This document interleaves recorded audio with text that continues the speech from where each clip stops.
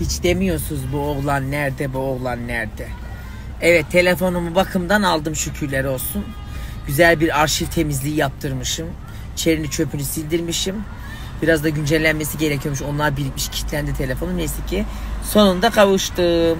Şimdi yengeme gidiyorum. Bu akşam da yengemdeyiz. Evet, canım yengem iyileşene kadar gözümün önünden ayırmak istemiyorum. Hani bir şey olacaksa eğer şahit olayım. Hemen müdahale edelim istiyorum canım yengem. Şimdi bu akşam da dedim yemek yapma. Yine bu akşam onu dışarı yemeğe götüreceğim. Ama ben gene kimseyi yaranamam. Bu Kadir ortadan da bölünse kimseyi yaranamaz. Gene benden kötüsü yok. Dün gece bana ne diyor biliyor musun? Saat bak gece 2 olmuş. Serumun etkisiyle gözlerim gidiyor artık. Kadında tık yok. Sanki narkotik. Ondan sonra bana diyor ki gelmiş. Diyor ne anladın ben bundan? Neyden ne anladın dedim. Yatmaya mı geldin buraya? Dedim ki yenge sen hastasın, ben hastayım. Hasta olduğum halde sen hastasın diye geldim.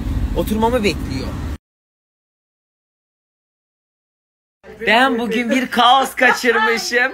Telefonum tamirde, yengem beni aradı ki. Adama dedim ki abi ver telefonumu, yengem arıyor. Ne oldu? Kadir dedi koş, ne oldu?